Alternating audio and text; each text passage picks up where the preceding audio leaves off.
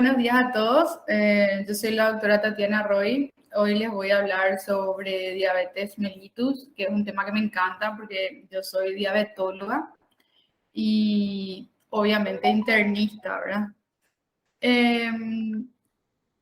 Para empezar a hablar, vamos a introducir con un caso clínico y vamos a ir desarrollando el caso clínico para que ustedes puedan ir viendo cómo razonar con un paciente, ¿verdad? Y vamos a revisar un poco las guías de tratamiento, ¿verdad? Tenemos acá un paciente de 58 años de sexo masculino que es militar jubilado paraguayo de Asunción. Entre sus antecedentes patológicos personales, el paciente refiere tener una vacunación completa, 3 dosis de Pfizer, es hipertenso, hace 10 años en tratamiento con losartán 50 miligramos cada 12 horas. No se conoce tener diabetes, asma, alergia ni otra enfermedad, ¿verdad? Otras medicaciones mías, o sea, no toma nada más que su losartán, no tuvo nunca ninguna cirugía, ninguna internación previa. Entre sus hábitos nos cuenta que no respeta la dieta para su patología base, o sea, consume sal, ¿verdad? No realiza actividad física, no fuma tabaco, no fuma cigarrillos, ¿verdad? Tampoco es un bebedor social de bebidas fermentadas, pero sin llegar a la embriaguez, ¿verdad? Sus antecedentes patológicos familiares, tiene una madre viva con diabetes tipo 2 y un padre fallecido por infarto agudo de miocardio, y sus hermanos y sus hijos están aparentemente sanos. Él acude a un control. Nosotros le preguntamos todo tipo de síntomas, no tiene ni un síntoma. Al examen físico le controlamos sus signos vitales, encontramos una presión arterial de 150/80, una frecuencia cardíaca 88, una frecuencia respiratoria de 17, un peso de 106 kilos para una altura de 1,67, una circunferencia de cintura de 116 centímetros. Y encontramos acantosis nigricans, que es lo que pueden ver acá. El resto del examen físico está normal, ¿verdad? Primero lo que tenemos que saber es en quiénes tenemos que buscar diabetes o prediabetes en adultos asintomáticos. En un adulto asintomático, ¿cuál es el adulto asintomático en el que yo tengo que buscar diabetes o prediabetes? Eso es lo que nos tenemos que preguntar. Y la guía americana, que esta es la guía americana, la A2022, ya que se publicó ahora en enero, dice que hay que buscar diabetes y prediabetes en todo paciente con sobrepeso u obesidad, ¿verdad? O sea, que tenga un índice de masa corporal mayor a 25, que tenga alguno de estos factores de riesgo, o sea, que tenga un familiar en primer grado con diabetes, que sea de una raza de alto riesgo, como por ejemplo un latinoamericano, ¿verdad? Historia de enfermedad cardiovascular, hipertensión arterial, un HDL colesterol bajo, ¿verdad? Que para los varones es menor a 35, o un triglicérido elevado, mayor a 250. Mujeres con ovario poliquístico, sedentarismo y otras condiciones asociadas a insulinoresistencia, como una obesidad severa o acantosis nigricans. Si nosotros miramos este primer punto solamente, nosotros le tenemos que clasificar acá a nuestro paciente. No calculamos todavía su índice de masa corporal, pero evidentemente tiene una obesidad con un familiar en primer grado de diabetes. Sí, su mamá tenía diabetes, ¿verdad? Es latino, porque es paraguayo, ¿sí? No tiene historia de enfermedad cardiovascular, su papá había fallecido, tiene familiar, pero él no tiene historia, pero es hipertenso, ¿sí? No sabemos cómo está su perfil lipídico, ¿verdad? Y es sedentario y tiene acantosis nígrica. O sea, si nosotros contamos acá, él es obeso, más 4 factores de riesgo ya tiene para tener diabetes o prediabetes. Además de eso, tenemos que buscar también diabetes en pacientes que se le hayan diagnosticado prediabetes por lo menos una vez al año. En mujeres que hayan tenido diabetes gestacional, ¿verdad? En cualquier paciente mayor a 35 años, nosotros tenemos que hacer una búsqueda de diabetes o prediabetes, ¿verdad? Si los resultados son normales, entonces hay que repetir a los 3 años, ¿verdad? También en las personas con HIV, ¿sí? Y es lo que estábamos discutiendo. ¿Qué factores de riesgo tiene nuestro paciente? Y acá desglosado está 58 años, latinoamericano, hipertenso, madre con diabetes, inactividad física o sedentarismo, obesidad grado 2, calculen el índice de masa corporal, el peso dividido la altura al cuadrado, y la acantosis nígrica, ¿verdad? Bueno, este paciente, digamos que vino con un laboratorio, porque él venía de control, pues, ¿verdad? Nos viene con una hemoglobina de 13.2, normal, una glicemia de 160, una urea de 50, una creatinina de 0.9, un GPT de 17, GOT de 16, bilirrubina total de 0.9, un colesterol total de 196 y triglicéridos de 170. ¿Qué es lo que vemos alterado acá? Una glicemia. Le preguntamos al paciente si esto se hizo en ayunas y nos dice que sí, o sea que tiene una glicemia alterada en ayunas porque tiene un valor por encima de 100 en ayunas, ¿verdad? Tiene 160. El resto está prácticamente en rango, excepto los triglicéridos que están más de 150, ¿verdad? Y el perfil lipídico no está desglosado, se hace colesterol total, no sabemos cuánto es el LDL y el HDL, ¿verdad? ¿A qué diagnóstico llegamos con este paciente? A ningún diagnóstico todavía, ¿verdad? Porque ¿qué nos dice la guía sobre los criterios diagnósticos de diabetes? ¿Cuáles son los criterios diagnósticos de diabetes? Uno, una glicemia en ayunas mayor a 126, definido ayunas por no comer, o sea, estar nada vía oral, no comer por lo menos 8 horas, ¿verdad? Que esto uno solo no puede hacer el diagnóstico, o sea, que hay que repetir o hay que tener otro laboratorio alterado. Entonces, primero, glicemia en ayunas mayor a 126. Segundo, puede ser una prueba de tolerancia oral a la glucosa. La prueba de tolerancia oral a la glucosa, el paciente se acerca en ayunas, también mínimo 8 horas. Se le toma una glicemia basal y también se le da una carga de glucosa de 75 gramos disuelta en agua. El paciente no puede vomitar, realmente un poco desagradable, no puede vomitar, pero si vomita el estudio no sirve, hay que repetir. Se le da esa carga y eso se espera 2 horas contados desde la ingesta y se vuelve a controlar la glicemia. Si 2 horas después de esa carga el paciente tiene más de 200, es diagnóstico también de diabetes. Sí, o también otra forma de diagnosticar es la hemoglobina glicada mayor a 6.5, pero esta hemoglobina glicada tiene que estar estandarizada por un programa nacional de estandarización de la glicohemoglobina, ¿verdad? Y la cuarta forma es cuando hay una crisis hiperglicemia, o sea, una glicemia mayor a 200 con síntomas, o sea que nosotros no dudamos, un paciente que viene por una glicemia mayor a 200 con clínica de hiperglicemia, ¿verdad? Como ven, la glicemia alterada en ayunas, la prueba de tolerancia oral y la hemoglobina glicada, todos tienen que ser, digamos, o sea, necesitamos de eso dos resultados alterados para hacer diagnóstico. No podemos hacer diagnóstico con uno solo, ¿verdad? Obviamente que si en la PTGO tenemos glicemia en ayunas ya alterada y otra vez 2 horas después nos sale alterado, entonces eso sí ya es diagnóstico, no necesitamos repetirle más, pues ya tenemos 2 pruebas alteradas, ya sea en la misma muestra o en diferentes muestras. En este paciente, por ejemplo, que nos vino 126, podemos pedirle otra prueba, ahí va a ser en 2 muestras, ¿verdad? ¿Sí? También es importante conocer los criterios de prediabetes porque lo más importante es la prevención, ¿sí? Lo más importante es la prevención. Entonces, ¿cómo se define prediabetes? Una glicemia alterada de 100 a 125 en ayunas, ¿verdad? En ayunas entre 100 y 125, ¿sí? O sea, a partir de 100, ¿verdad? 100 ya es alterado, para que se entienda eso, ¿verdad? Y si tenemos una prueba de tolerancia oral a la glucosa, entre 2 horas después de la carga, entre 140 y 199 es prediabetes.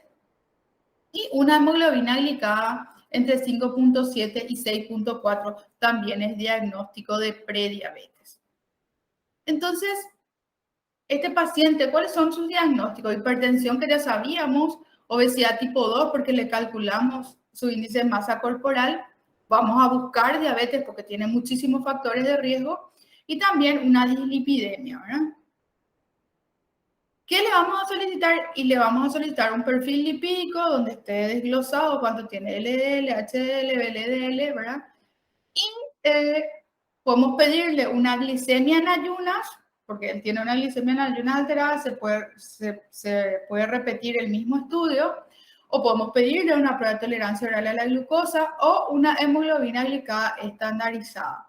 El problema de la prueba de tolerancia oral a la glucosa es que es más engorroso para el paciente porque se tiene que ir 2 horas al laboratorio, quedarse ahí, es un poco desagradable tomar el juguito, por así decirlo, la carga de glucosa, ¿verdad? Entonces es un poco más molesto para el paciente. Lo bueno de la hemoglobina glicada es que el paciente no necesita ayunas y se puede hacer en cualquier momento. Entonces, lo menos estrés para este paciente sería pedirle en ese momento una hemoglobina glicada que sea estandarizada. Pero nosotros, como le vamos a pedir otras cosas más, le voy a pedir también una glicemia en ayunas y una hemoglobina glicada, ¿verdad? Este paciente vuelve con su laboratorio, tenemos 232 de colesterol total, tenemos 140 de HL, que no es lo ideal para él, HL bajo, 37, después tenemos VLDL 52, triglicéridos 170, glicemia de 154, otra vez alterado en ayunas, dijimos mayor a 126, diagnóstico de diabetes. O sea, tenemos la primera de 160, la segunda de 154, o sea que al leer ahí glicemia 154, nosotros ya hacemos el diagnóstico de diabetes. Y una hemoglobina glicada de 8.6, dijimos, una hemoglobina glicada mayor a 6.5 es diagnóstico de diabetes, ¿verdad? Entonces, con esto, creo que ya tenemos el diagnóstico. Les puse acá al costado un cuadrito donde según la hemoglobina glicada se estima cuánto es el promedio en el que tiene el paciente de glicemia, ¿verdad? O sea, nuestro paciente que tiene 8.6 está entre 183 y 212 de glicemia en promedio, ¿verdad? Entonces, ¿cuál diagnóstico hacemos? Diabetes, ¿verdad? Luego, primero, entonces es llegar al diagnóstico del paciente. Primero, diagnosticarlo, ya le diagnosticamos. Segundo, es clasificarle al paciente, ¿sí? Tenemos que saber qué tipo de diabetes tiene. Entonces, la clasificación de la diabetes se clasifica en diabetes tipo 1, tipo 2, diabetes gestacional y diabetes por otras causas. La diabetes tipo 1 es donde hay una reacción autoinmune, ¿verdad? Donde hay una destrucción de las células beta del páncreas y por ende el paciente, como ya no tiene células beta, que son las que producen la insulina, tiene una deficiencia de insulina, ¿verdad? Dentro de la diabetes tipo 1 también está la idiopática, donde no hay anticuerpos autoinmunes, pero hay una deficiencia absoluta de insulina, o sea, no produce insulina y se la cataloga también como diabetes tipo 1. Y también se le incluye al LADA, ¿verdad? Que es una diabetes autoinmune latente del adulto, que se cree que la destrucción de células beta es más lenta, por eso el paciente tarda más en llegar a la deficiencia absoluta de insulina. Entonces, la diabetes tipo 1, autoinmune y no hay producción de insulina porque no hay células beta. Entonces, se destruyeron las células beta. Diabetes tipo 2. La diabetes tipo 2 hay una combinación entre una deficiencia en la secreción de insulina y una insulinoresistencia. Una insulinoresistencia producida principalmente por las células del tejido adiposo, ¿verdad? Que hacen que esa insulina no sea eficiente, digamos, ¿verdad? O sea que las células como el músculo, por ejemplo, el hígado, no pueden captar la glucosa, ¿verdad? Del torrente sanguíneo, ¿verdad? Y después está la diabetes por otras causas, que ahí entran las diabetes por drogas. Por ejemplo, sabemos que los corticoides producen una hiperglicemia, los antirretrovirales, por eso pusimos entre factores de riesgo los pacientes con HIV, pacientes con enfermedades del páncreas exócrino, también la diabetes monogénica, ¿verdad? Muchos síndromes, la fibrosis quística, ¿verdad? Y la cuarta clasificación, que es la diabetes gestacional, que es la diabetes diagnosticada por primera vez en el embarazo, en el segundo o en el tercer trimestre del embarazo, que digamos que no se haya visto antes del embarazo, ¿verdad? Entonces, este paciente realmente que cuenta con todos los criterios de síndrome metabólico, una diabetes tipo 2, hipertensión, dislipidemia y una obesidad tipo 2, ¿verdad? Luego primero le evaluamos al paciente. Llegamos, le solicitamos, teníamos una hipótesis diagnóstica o una probabilidad diagnóstica, le solicitamos laboratorio, confirmamos nuestro diagnóstico, le clasificamos a nuestro paciente y después tenemos que iniciar el tratamiento. Para que uno inicie el tratamiento hay que tener un objetivo. ¿Cuál es el objetivo en este paciente? Bueno, las guías dicen que el objetivo hay que individualizar en cada paciente. ¿Según qué criterios? Tenemos la guía americana nos dice que nos basemos, uno, en el riesgo de hipoglicemia. Si hay alto riesgo de hipoglicemia, como por ejemplo en los adultos mayores, ¿verdad? Entonces tenemos que ser menos exigentes. Si hay bajo riesgo de hipoglicemia, ¿verdad? Un paciente lúcido, que se maneja independiente, ¿verdad? Que es joven, entonces tenemos que ser más exigentes con él porque el riesgo de hipoglicemia es poco, ¿verdad? También basarnos, aparte del riesgo de hipoglicemia, en la duración de la enfermedad. Si cuanto mayor duración tenga la enfermedad, menos exigente, ¿verdad? O con el de nuevo diagnóstico tenemos que ser más exigentes, ¿verdad? Expectativa de vida, si el paciente tiene, además de diabetes, tiene un cáncer, tiene un promedio de vida de 6 meses, entonces tenemos que ser un poco menos exigentes, ¿verdad? Las comorbilidades, ¿verdad? Si tiene luego ya una retinopatía o nefropatía, neuropatía, ¿verdad? Dependiendo de las comorbilidades, las complicaciones, ¿verdad? Y también las preferencias y la capacidad del paciente. La preferencia, de repente, el paciente no quiere usar insulina, no prefiere los inyectables, o la capacidad, de repente, por el costo de la medicación, ¿verdad? Pero en general, el objetivo es 7, ¿verdad? De repente, si el paciente podemos ser más exigentes, podemos llegar a 6.5 o menos de 6.5. Y de repente, si el paciente, con el paciente debemos ser un poco menos exigentes, lo ideal es 8 y hay, la guía española dice hasta 8.5, pero realmente la guía americana dice no pasar de 8, ¿verdad? De 8 no pasar, ¿verdad? También hay que tener objetivos, no solamente de la hemoglobina glicada, sino también tener objetivos en el control glicémico, ¿verdad? En el automonitoreo del paciente y también en los ahora el monitoreo por dispositivos, ¿verdad?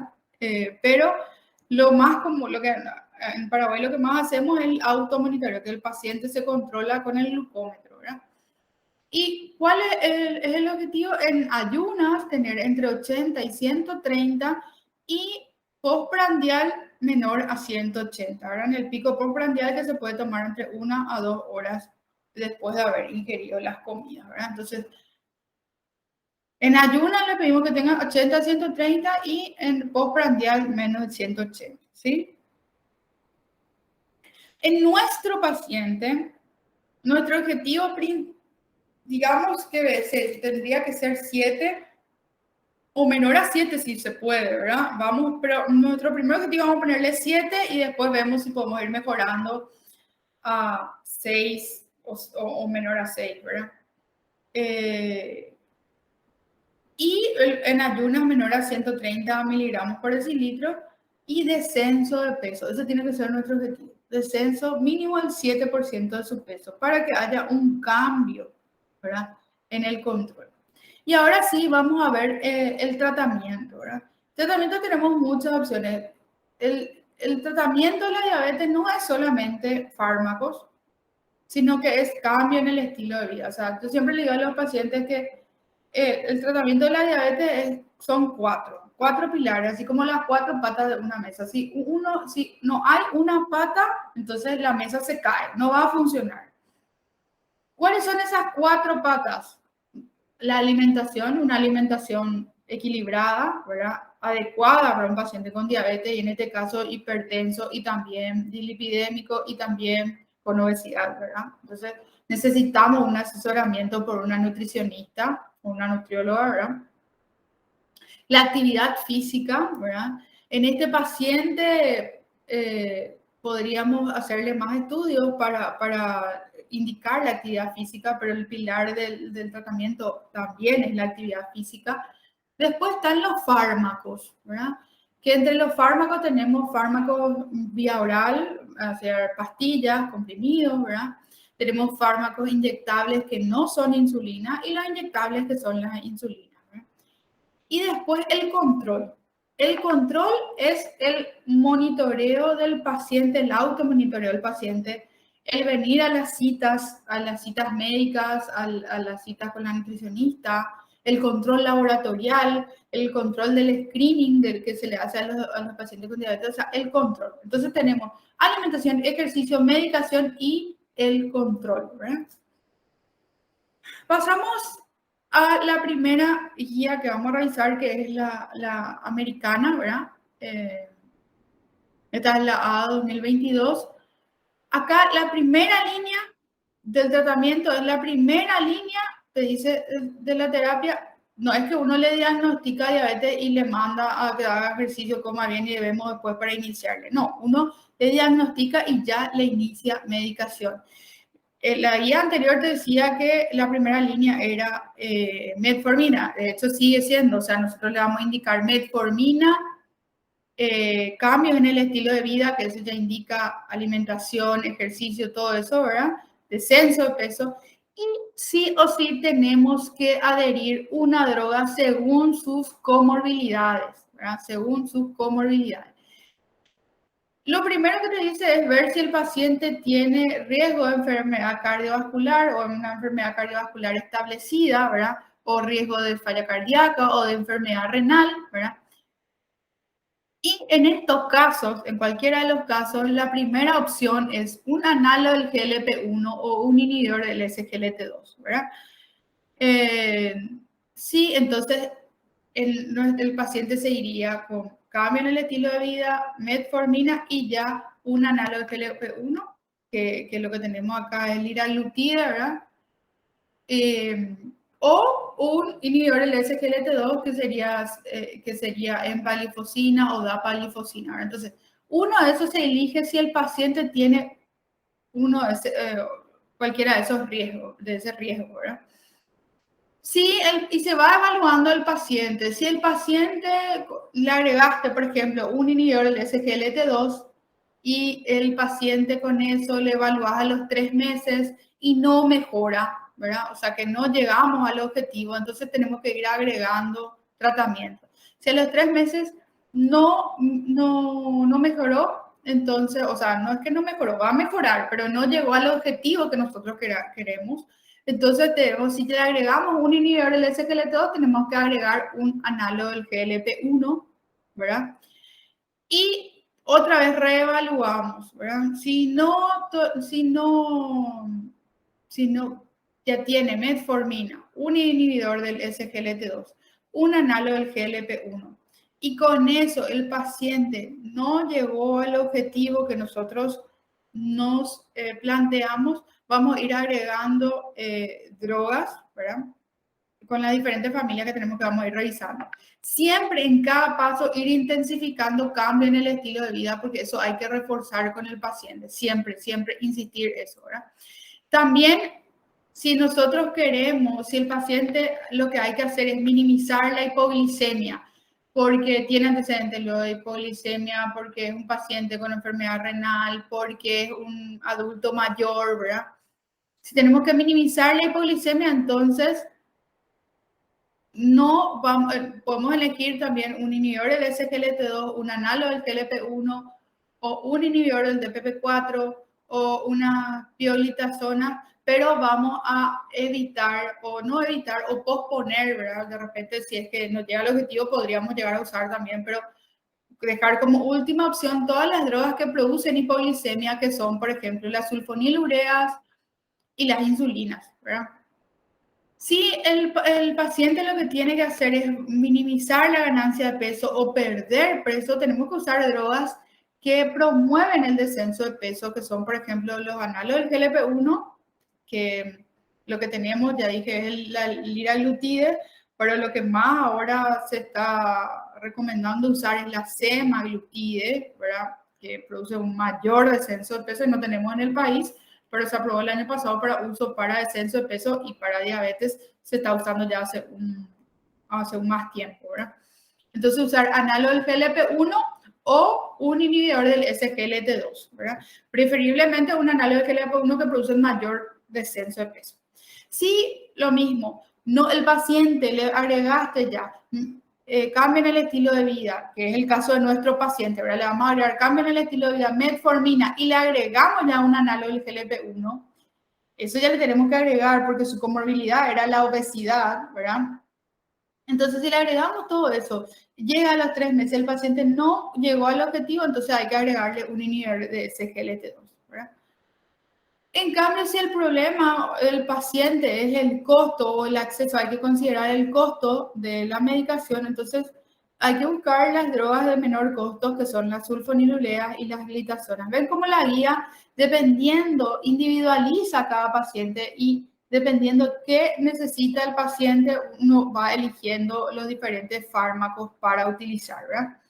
Ya sabemos ya, si tenemos riesgo cardiovascular o enfermedad cardiovascular establecida, riesgo de falla de insuficiencia cardíaca o de enfermedad renal, análogo del GLP-1 o inhibidor del SGLT2 como la primera opción, ¿verdad? Si queremos descenso de peso, análogo del GLP-1 como primera opción. Si queremos minimizar la hipoglicemia, podemos elegir la mayoría menos sulfonilureas o insulina, ¿verdad? Y si queremos considerar el costo, sulfonilureas o pioglitazona, y las insulinas también son de repente de menor costo, ¿verdad? Y de ahí uno va evaluando al paciente y va viendo qué droga puede administrar, ¿verdad? Cuando el paciente decidimos empezar con insulinas, ¿verdad? ¿Cuáles son los criterios para iniciar insulina? Los criterios son, uno, una hemoglobina glicada mayor a 10 o una glicemia mayor a 300 o síntomas de catabolismo, o sea, el paciente viene, perdió peso, muchísimo peso, está con poliuria, polidipsia, polifagia, ¿verdad? Todos esos son síntomas de insulinopenia, o sea, de falta de insulina. Entonces ahí cuando uno decide iniciar insulina, puede iniciar de primero también, ¿verdad? Y siempre que uno inicia insulina, si la metformina no está contraindicada, se indica también, ¿verdad? ¿Cuándo contraindicamos la insulina? Según el filtrado glomerular menor a 30, ¿verdad? O si el paciente no tolera la metformina, ¿verdad? Entonces, uno puede ir en un paciente, ir agregando drogas hasta llegar al objetivo, ¿verdad? Según las características del paciente. Y también puede agregar insulina desde el inicio según los síntomas del paciente o según los niveles, que ya dijimos, mayor a hemoglobina glicada mayor a 10 o glicemia mayor a 300, ¿verdad? Siempre que no se esté llegando al objetivo y todavía y no tenga síntomas o rango para insulina y si todavía no se inició un análogo del GLP-1, la guía te dice que habría que ponerle primero un análogo del GLP-1 antes de pasar a la insulina. Si aún en sí no se llega al objetivo, como acá está mostrando, entonces ahí tenemos que adherir un análogo de una insulina basal, ¿verdad? Si adherimos una insulina basal, siempre se prefieren más los análogos que las insulinas humanas, porque los análogos producen menor riesgo de hipoglicemia, ¿verdad? ¿Cómo se inicia una insulina basal? Se puede iniciar con 10 unidades al día, ¿verdad? O se calcula 0,1 o 0,2 unidades por kilo por día, ¿verdad? Entonces, en el caso de nuestro paciente, tenía 100 y algo de kilos, ¿verdad? Él iba a empezar nomás luego con 10 unidades al día, ¿verdad? Y eso le pedimos al paciente que se controle la glicemia. Ustedes inician insulina, eso equivale a control glicémico, ¿verdad? No hay iniciar insulina sin que se controle la glicemia. Eso no. Eso sí o sí hay que hacer, porque el control glicémico es lo que a ustedes les va a dar la herramienta para ir dosificando esa insulina. Entonces, si ustedes le inician 10 unidades al día, le dicen, señor, se tiene que controlar su glicemia en ayunas.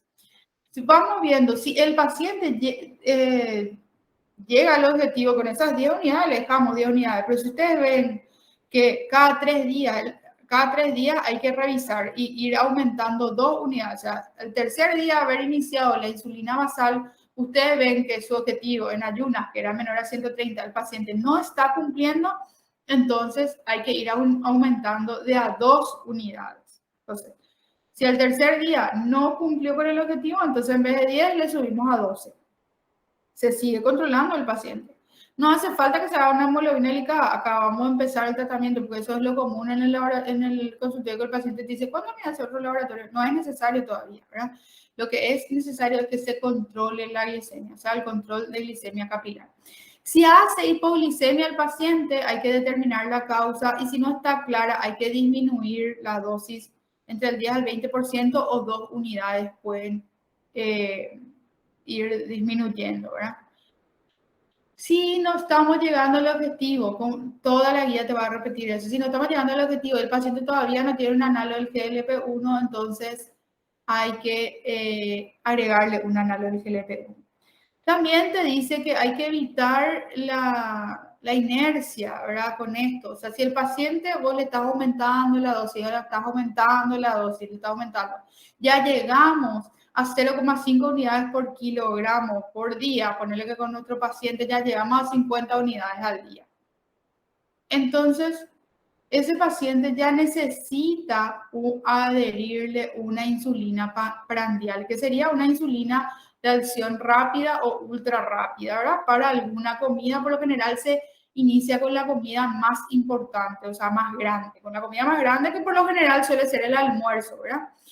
Entonces, repetimos otra vez, si el paciente, vos le vas controlando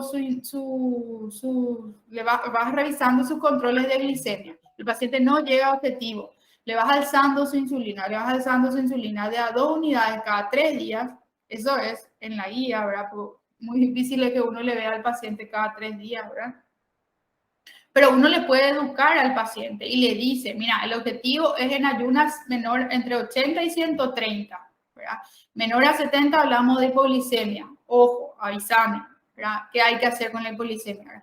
Y mayor a 130 no estamos en objetivo. Si no estamos en objetivo, cada 3 días puedes aumentar 2 unidades, y los pacientes que entienden van haciendo eso y ayudan al trabajo también, ¿verdad? Bueno, entonces llegamos a 0,5 unidades kilo peso día, en este caso de nuestro paciente sería 50 unidades al día. Entonces, y el paciente no llega al objetivo, ¿verdad? Tenemos controles de glicemia pre y postprandiales con mucha diferencia, ¿verdad? De repente llega bien antes del almuerzo, pero después del almuerzo está más de 200. Entonces, esas diferencias muy grandes, nos hacen notar que el paciente necesita ya adherirle una insulina rápida para una comida. Entonces, ahí es que pasa un esquema basal, bolo todavía no, basal y prandial, ¿verdad? Con una prandial. Entonces, ¿cómo se inicia una insulina prandial? Y una insulina prandial, que puede ser rápida, ultra rápida, la rápida es la cristalina, y la ultra rápida, Ailis, Proaspar, Glulicina, ¿verdad? Cualquiera de ellas. Se inician con 4 unidades, ¿verdad? 4 unidades o el 10% de la dosis que está usando el paciente. Si nuestro paciente que está usando 50 unidades, el 10%, 5 unidades sería lo que deberíamos de iniciar de insulina prandial, ¿verdad? El tema que es que de repente con la cristalina no se puede indicar números impares porque eso se carga en una jeringa que viene de a 2, o sea, o es 4 o 6, ¿verdad? La cristalina. Pero las ultra rápidas que vienen en lapiceras sí se pueden indicar en números impares, ¿verdad? Ahora, esas 4 unidades le sumo a los 50 o tengo que restarle los 50. Y ahí depende del control metabólico que tenga el paciente. Si el paciente tiene una hemoglobina glicada menor a 8, entonces le agrego sus 4 unidades en el almuerzo y resto eso de su basal. O sea, 4 unidades en el almuerzo y sería 46 unidades de insulina basal, ¿verdad? Pero si el paciente tiene mal control metabólico, tiene mayor a 8 de hemoglobina glicada, entonces hay que sumarlo. O sea, va a tener su 50 basal más 4 unidades con el almuerzo, ¿verdad? Y lo mismo, esto se va a ir monitorizando según el control de glicemia capilar y se va aumentando 1 a 2 unidades, ¿verdad? 1 a 2 unidades y lo mismo, hay que controlar siempre la hipoglicemia, el paciente tiene que estar educado en lo que tiene que hacer si hay hipoglicemia, ¿verdad? Y si no se sabe la causa o se duda la causa de la hipoglicemia, no es que se aplicó su insulina y omitió la comida, obviamente por eso hizo hipoglicemia, entonces no estamos en una sobredosis, digamos, de insulina, entonces no hace falta reducir porque fue un error del paciente. Pero si es que uno no sabe por qué hizo el paciente hipoglicemia, entonces hay que disminuir la dosis en 10 a 20% también, ¿verdad? Si aún así el paciente no llega al objetivo, ¿verdad? Entonces tenemos que ir adhiriendo insulinas rápidas a las comidas. Por ejemplo, le agregamos al desayuno, luego a la cena y cuando tenemos con todas las comidas ya pasamos a un esquema basal bolo. Se adhiere de la misma manera, ¿verdad? Con 4 unidades o el 10%, ¿verdad? Y siempre con controles, ¿verdad? Estas son las diferentes drogas que tenemos, ¿verdad? Están las diferentes familias de medicación antidiabética, ¿verdad? Están las biguanías, que es la metformina, la más conocida, ¿verdad? La sulfonilurea, ¿verdad? Que tenemos la limepirida, las tiazolidinedionas, que también se le llaman glitazonas, ¿verdad? Está la pioglitazona, ¿verdad? Después tenemos los inhibidores de la glucosidasa, alfa-glucosidasa, carboxamilitol, las melitinidas que se llaman glinidas también, ¿verdad? Los inhibidores del PP4 que se usan muchísimo, que tenemos la sitagliptina y la linagliptina. Y la linagliptina tiene una particularidad que se elimina por vía biliar y es una de las pocas drogas que podemos usar en los pacientes con insuficiencia renal terminal, ¿verdad? Los inhibidores de SGLT2, que son las drogas prácticamente de primera línea en los pacientes con enfermedad cardiovascular, ¿verdad? Que inclusive se está usando ahora en los pacientes con insuficiencia cardíaca, ¿verdad? Sin diabetes. Tenemos la dapaglifosina y la empaglifosina, ¿verdad? Los análogos del GLP-1 que estábamos hablando, que son también de primera línea para los pacientes con enfermedad cardiovascular y también que ayudan muchísimo al descenso de peso, que lo que tenemos es liraglutide, exenatide tenemos combinado, y eso es prácticamente lo que tenemos, ¿verdad? Después las diferentes insulinas con sus acciones, ¿verdad? Estamos las de acción rápida, ¿verdad? Ultra rápida, ¿verdad? Que estábamos hablando en el esquema del segundo tratamiento. Las de acción rápida, que es la regular o cristalina. La intermedia, que es la NPH. La NPH también se usa se inicia en el esquema basal, ¿verdad? Se puede utilizar una sola vez al día, ¿verdad? Antes de dormir se puede titular de la misma manera o cuando ya estamos en un esquema basal prandial se puede iniciar 2 veces al día y se calcula a 0.3 o a 0.5 hasta 0.5 unidades para iniciar y se divide 2 tercios, 1 tercio, 2 tercios pre-desayuno y 1 tercio pre-cena, ¿verdad? Después están las de acción prolongada, ¿verdad? O las basales, que así se denominan, ¿verdad?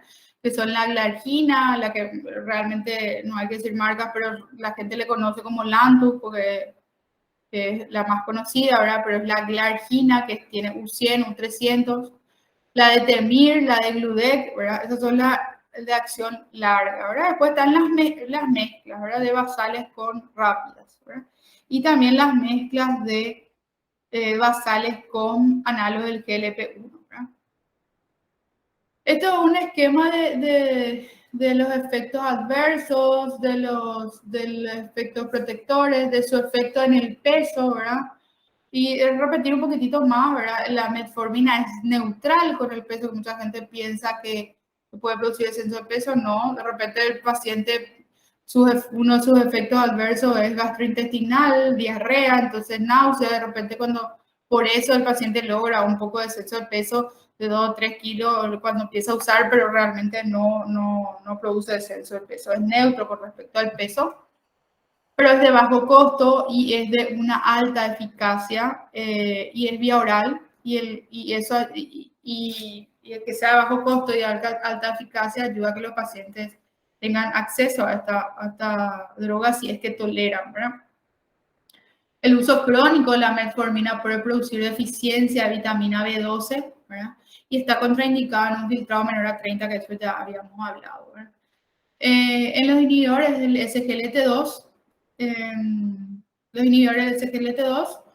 la eficacia es intermedia, no producen hipoglicemia, promueven el descenso de peso, no tanto como los análogos del GLP-1, pero sí también tienen beneficio cardiovascular, pero son de alto costo. ¿Verdad?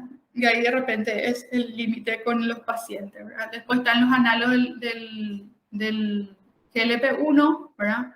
Que también tienen beneficio con respecto a las enfermedades cardiovasculares, producen descenso de peso, tienen una alta eficacia en el control de la glicemia, no producen hipoglicemia, y hay en forma oral y también subcutánea, pero nosotros tenemos la forma que es subcutánea, ¿verdad? O sea, que tenemos la forma inyectable, ¿verdad? Está contraindicado en pacientes con antecedentes de cáncer medular, de tiroides, y también no se indica cuando un paciente está en una pancreatitis, ¿verdad? Los principales síntomas, los efectos adversos también son gastrointestinales, por eso los pacientes a veces tienen poca tolerancia, ¿verdad? Porque producen náuseas, pueden producir vómitos, diarrea, ¿verdad?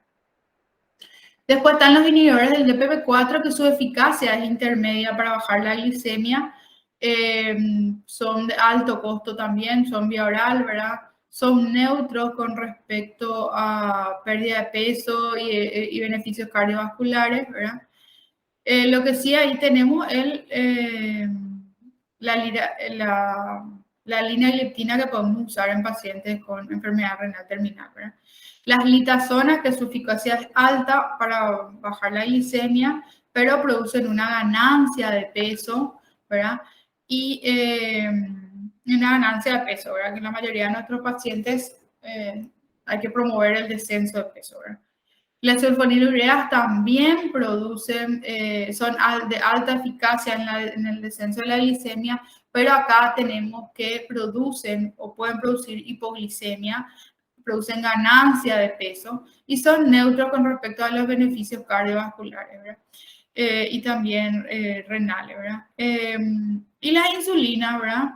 Las insulinas tienen una alta eficacia, pero también pueden producir hipoglicemia y producen ganancia de peso, y el tema de que es inyectable, o sea, la comodidad del paciente, ¿verdad? En cuanto al costo, las insulinas, las análogas, son de un costo más elevado que las humanas, ¿verdad?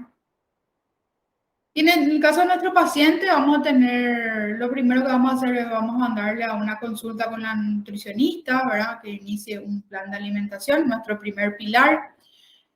Lo segundo, vamos a iniciarle metformina 850, un comprimido después del almuerzo. La metformina se tolera mejor con el estómago cargado, por eso se indica por lo general después de alguna comida principal.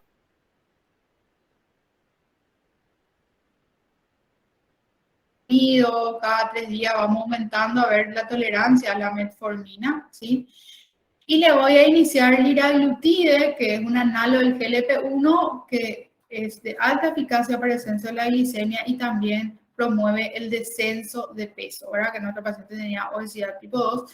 Como dije que tiene efectos adversos gastrointestinales, náuseas, se inicia con la dosis más bajita, se coloca en forma subcutánea, hay que educarle al paciente para saber aplicarse, ¿verdad?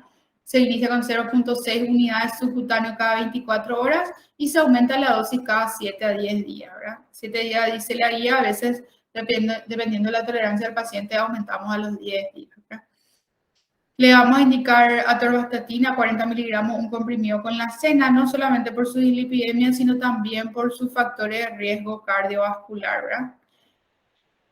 Continúa con su losartán, pero el paciente al ingreso no tenía un buen control, no estaba en una presión arterial en el objetivo, ¿verdad? Que sería por lo menos 130, 80 para él.